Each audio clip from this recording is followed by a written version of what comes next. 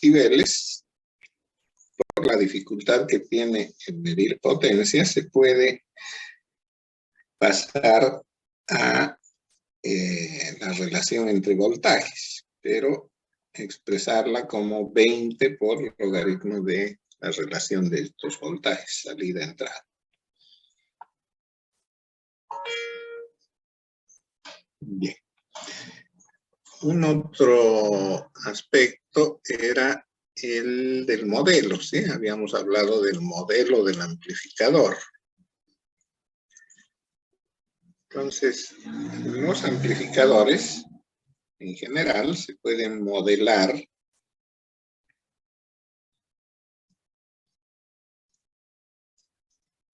como amplificador de voltaje.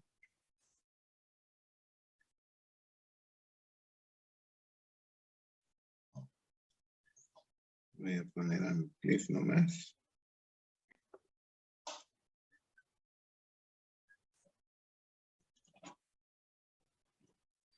El amplificador considerado en su modelo de amplificador de voltaje tiene 3 elementos. Una resistencia de entrada.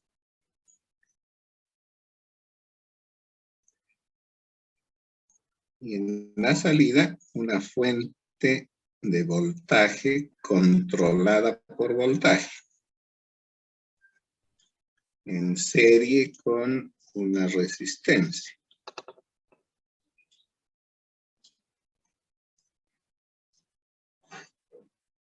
Entonces, resistencia de entrada, resistencia de salida, y esta fuente de voltaje tiene una ganancia que se incluye en el subíndice una O para indicar que es ganancia en voltaje a lazo abierto, open,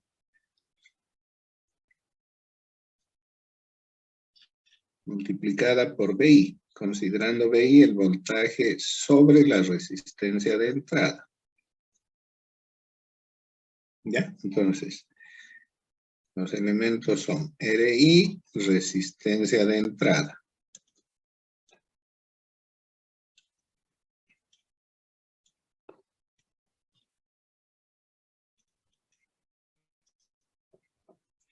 La resistencia de entrada se la evalúa como la relación corriente-voltaje en la entrada del amplificador. RO es la resistencia de salida.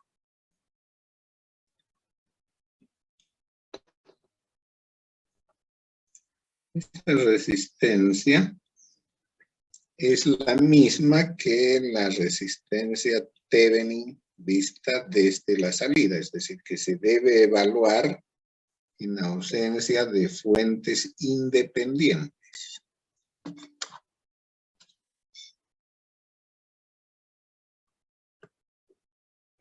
Ya, le voy a poner ahí entre paréntesis, que es la resistencia Thevenin. Y el otro elemento, este ADO, que corresponde a la ganancia en voltaje de la fuente controlada, se llama ganancia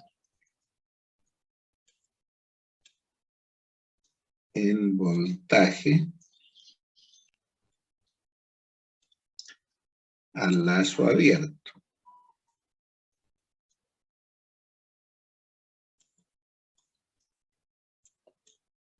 Se suele llamar también en vacío. ¿Qué quiere decir lazo abierto o vacío? Que no hay carga, es decir, que no circula corriente por la resistencia de salida. Bien, entonces ese es el modelo de amplificador de voltaje.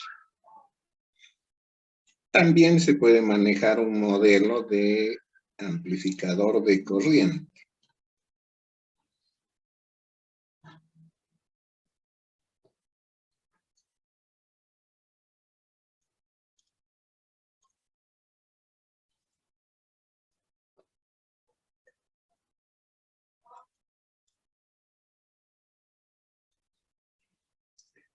Y en ese caso simplemente se cambia el circuito de salida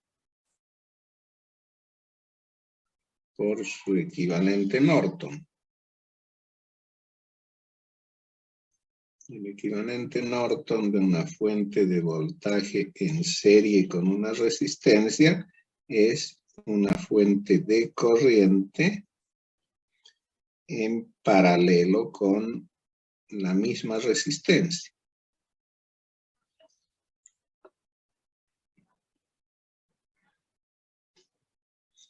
Entonces, RO va en paralelo y esta fuente controlada se controla por la corriente de entrada.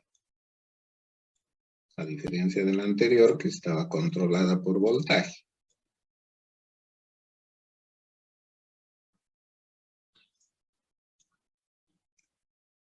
Entonces, la corriente que entrega esta fuente controlada es AIS. Enseguida les explico por qué cambió el subíndice. En la fuente de voltaje del amplificador de voltaje, el subíndice O, decía, significa lazo abierto, open.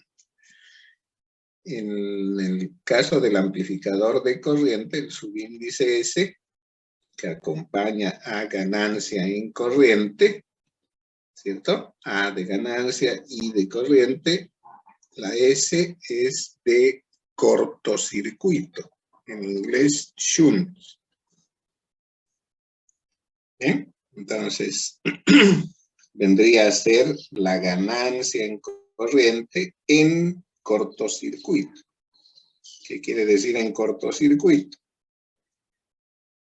Que toda la corriente va a circular por ese cortocircuito, es decir, que no circula corriente por RO, lo mismo que en el caso anterior. ¿Sí? Es decir, que la salida se pone en cortocircuito, por lo tanto el voltaje de salida es cero. En el amplificador de voltaje, la corriente de salida es cero. ¿Bien? Entonces, los elementos son RI y RO, ya sabemos que son resistencias de entrada y salida. Y simplemente nos faltaría hablar de AIS, que es ganancia en corriente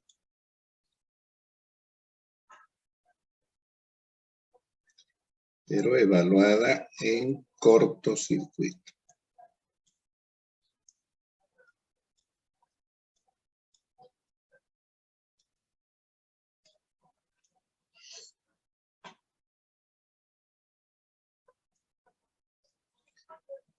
Bueno, hay un par de amplificadores híbridos, o de modelos más bien híbridos, porque cualquier amplificador yo puedo modelar con el modelo que se me antoje. Entonces, habrían dos combinaciones más.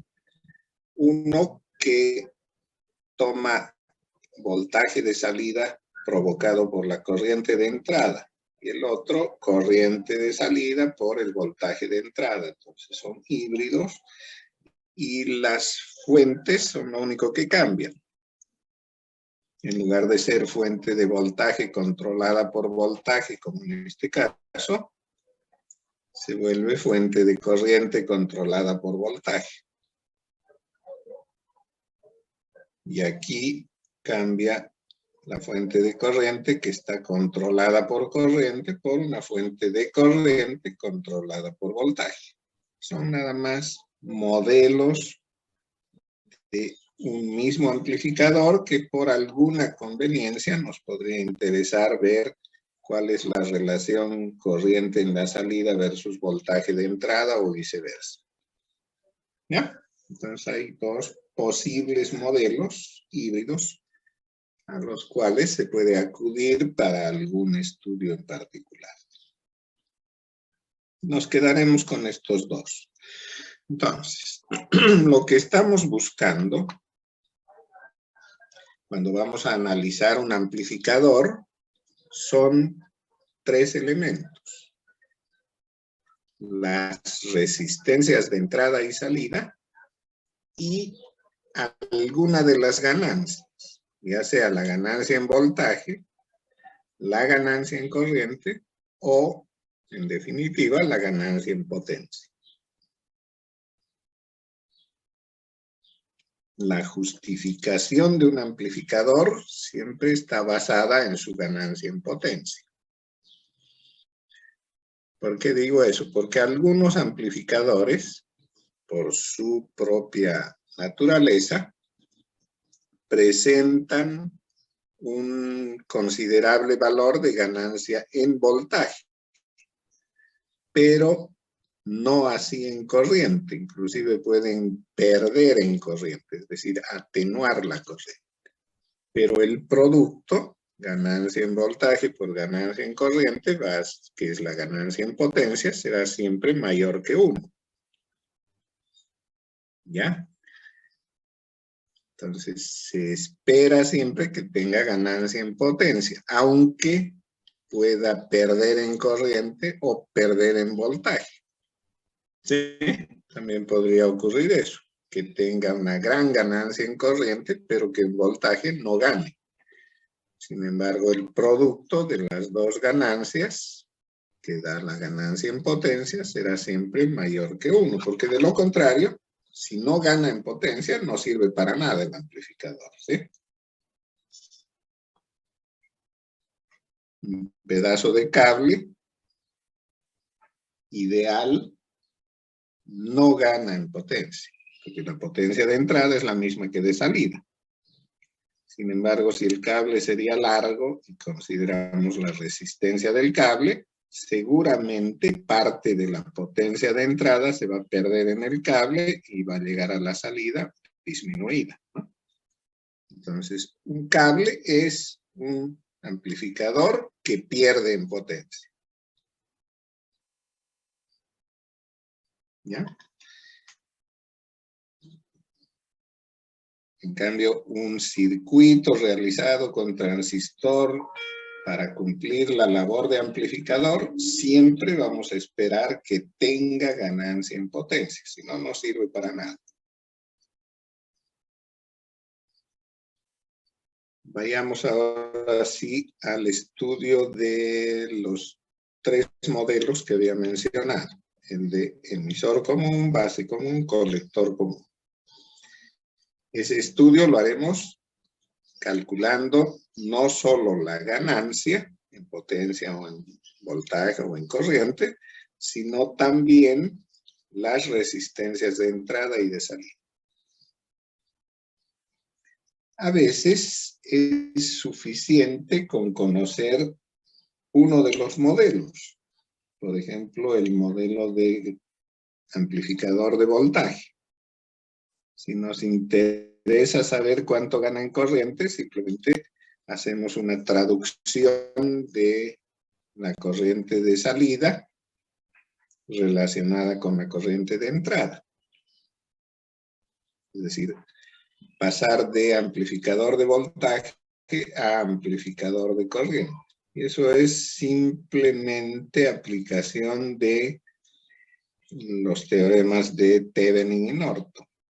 Una fuente de voltaje en serie con una resistencia es lo mismo que una fuente de corriente en paralelo con la misma resistencia, ¿sí?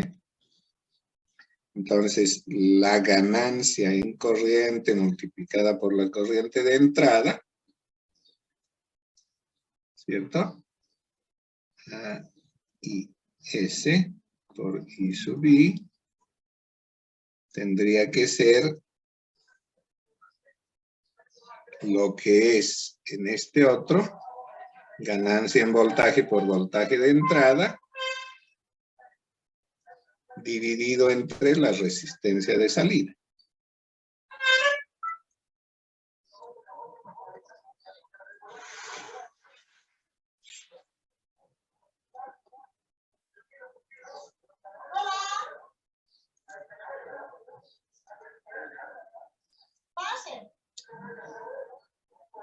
¿Cierto? Ahora, aquí yo puedo transformar corriente de entrada, ¿cierto? Observen aquí.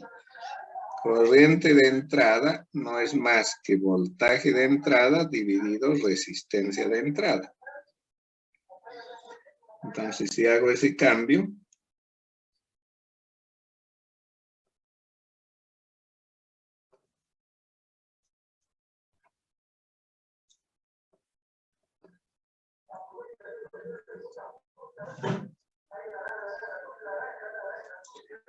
entonces puedo simplificar estos voltajes, ¿sí? VI con VI.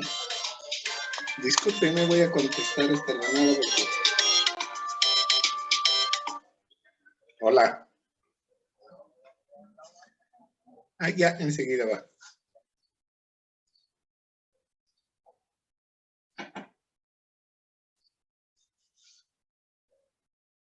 ¿Me perdonan un segundito?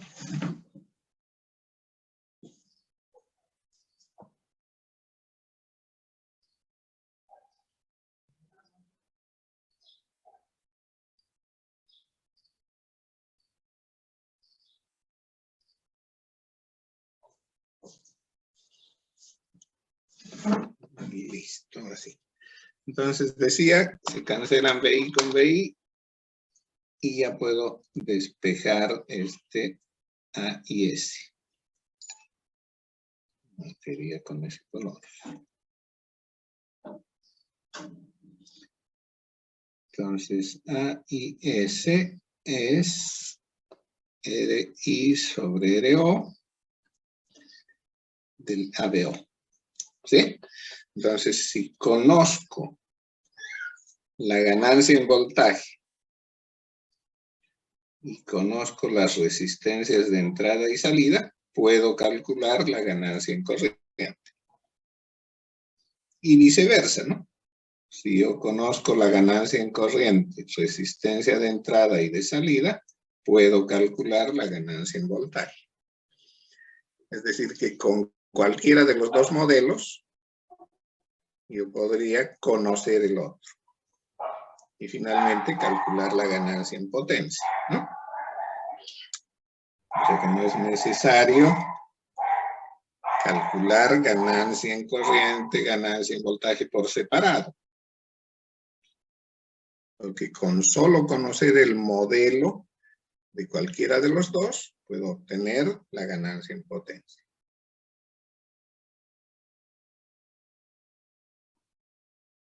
Ok. Ahora con todo eso ya podemos entrar en los amplificadores en sí.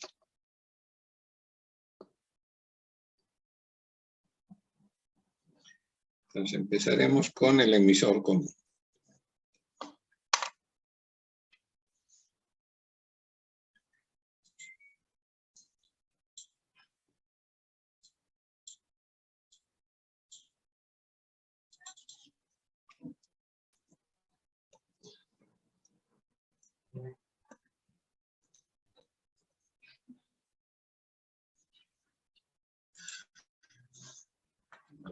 Nuestro amplificador emisor común y todos los otros lo vamos a basar en el circuito completo de polarización.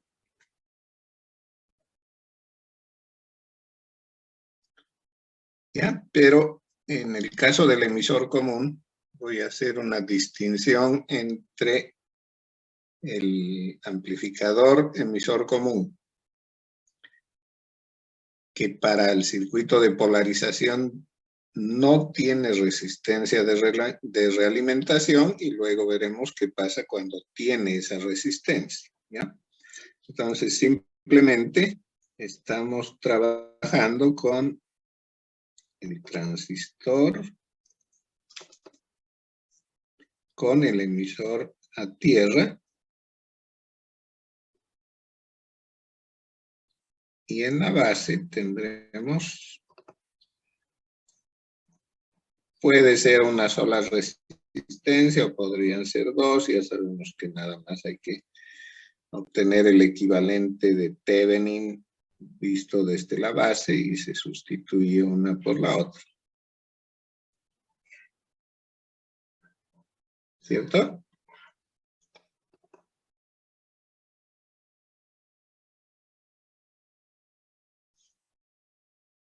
Bien.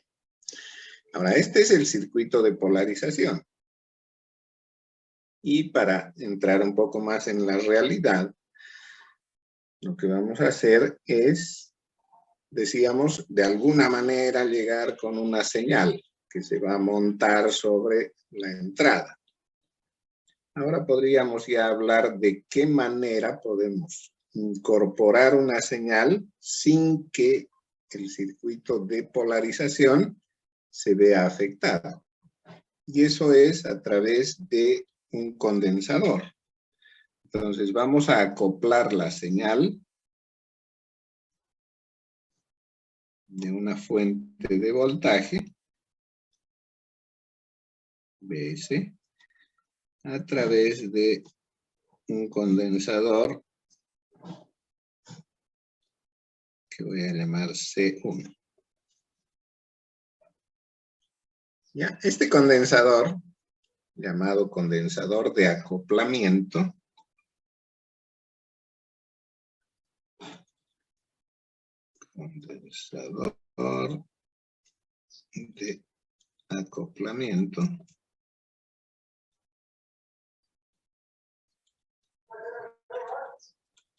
cumple la siguiente función. En corriente continua, el condensador, como ya hemos visto en análisis de circuitos, muy rápidamente se carga al valor del voltaje aplicado. Entonces, ¿a qué voltaje se va a cargar? En este caso, el condensador C1 se va a cargar al voltaje de la unión base-emisor. ¿Sí? Muy rápidamente se carga a ese valor y se va a sostener así, porque no le quitamos la fuente.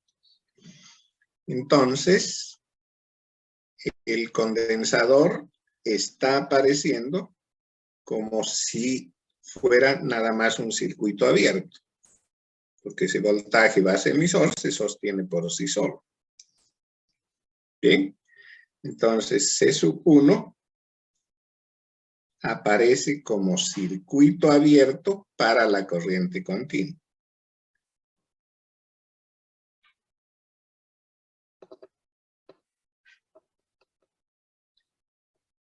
Circuito abierto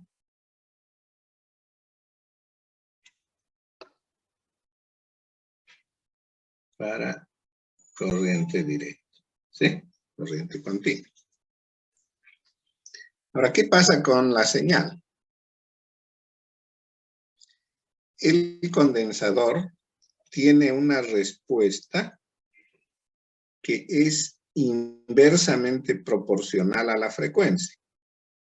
Es decir, que presenta, y eso habíamos visto también en análisis de circuitos, una impedancia, ¿cierto? Se llama impedancia eso, a la relación voltaje-intensidad alterna, sinusoidal. Entonces presenta una impedancia que es inversamente proporcional a la frecuencia y también inversamente proporcional a su capacitancia. Entonces, si consideramos una cierta frecuencia, podríamos elegir una capacitancia bastante pequeña, de manera que el producto capacidad-frecuencia sea relativamente pequeño, de modo que como es inversamente proporcional la impedancia, al ser el denominador pequeño, el cociente va a ser grande, ¿cierto? Y viceversa. Yo podría hacer que el producto capacitancia por frecuencia sea grande, de modo que el cociente sea pequeño. Entonces, si logro eso, el condensador para la frecuencia de trabajo se podría calcular de manera que aparezca casi como un cortocircuito, o sea, impedancia muy pequeña. Y así lo vamos a tomar.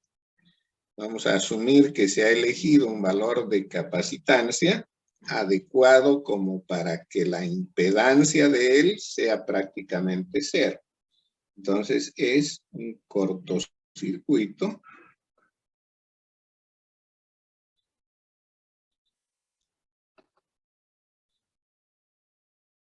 para la corriente alterna.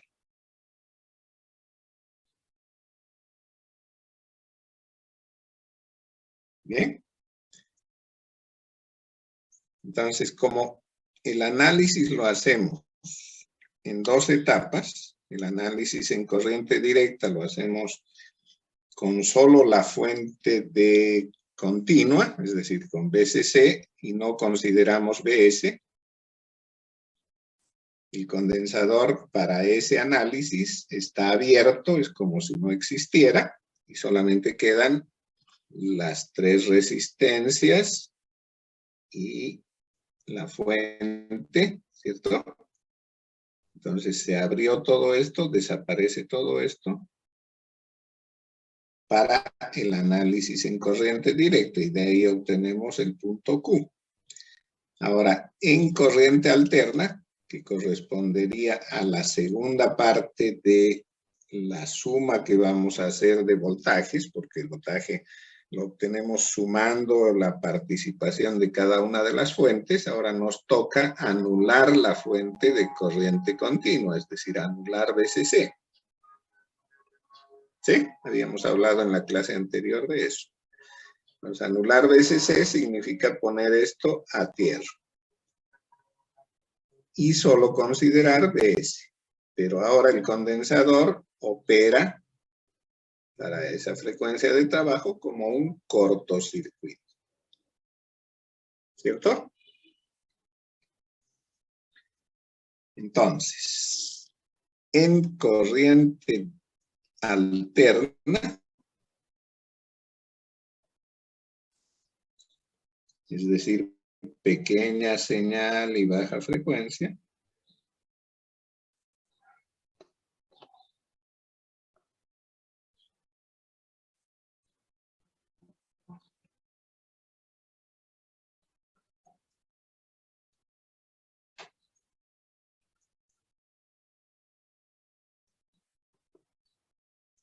ya sabemos que el transistor puede modelarse con esos dos elementos que habíamos reducido, ¿cierto?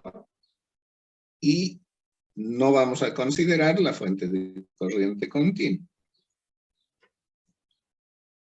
Entonces, anulamos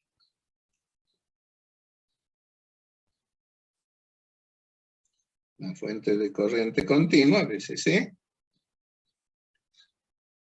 y en segundo lugar, consideramos al condensador como cortocircuito.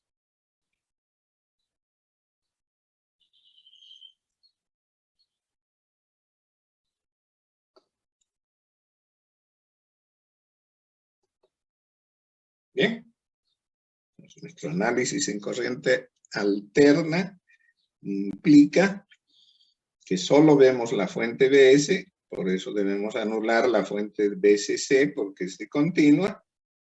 Anular una fuente de voltajes significa cortocircuitarla, o sea, poner este terminal a tierra. ¿Sí?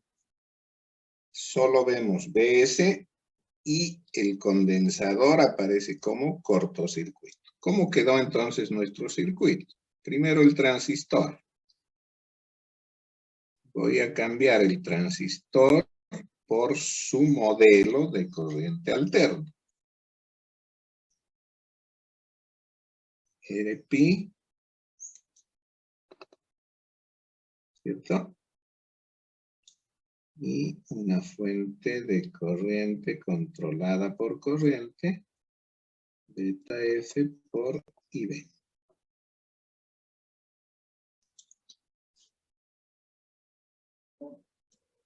Este es el terminal de base, el terminal de colector y el de emisor es este mismo que aparece tanto aquí como aquí.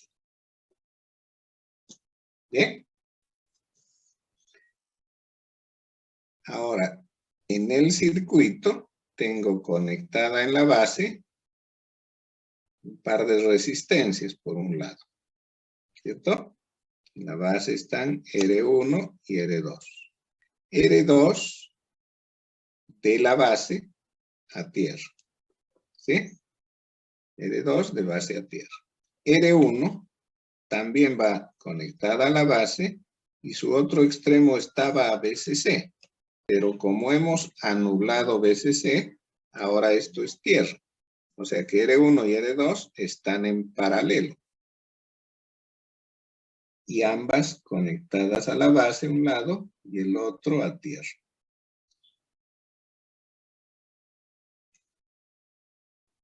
R2.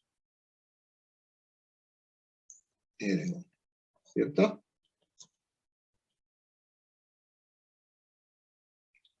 ¿Cómo está el terminal de emisor? Emisor ya estaba conectado a tierra, así que así lo voy a poner aquí.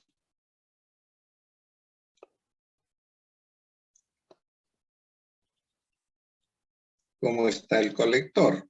El colector, un terminal tiene conectado a la resistencia RC y esta resistencia tiene su otro extremo a BCC, pero que como ahora se anuló, entonces esto es tierra. O sea que del colector a través de RC a tierra.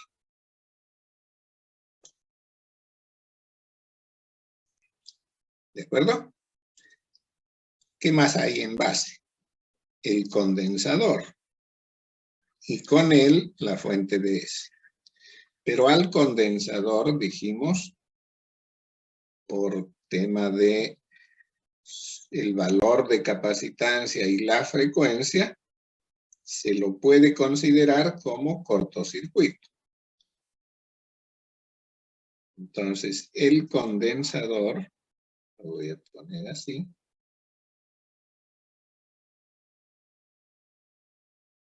es un cortocircuito.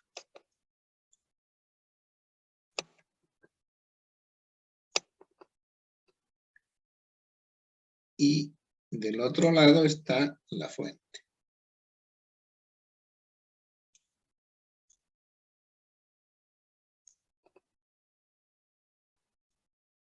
¿De acuerdo?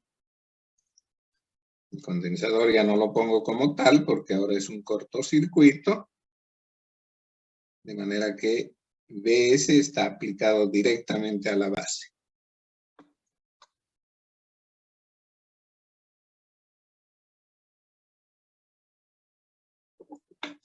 Decíamos que para que esto se vea como amplificador, se debe considerar voltaje de entrada, eso es BS, y voltaje de salida. ¿Dónde está el voltaje de salida? La entrada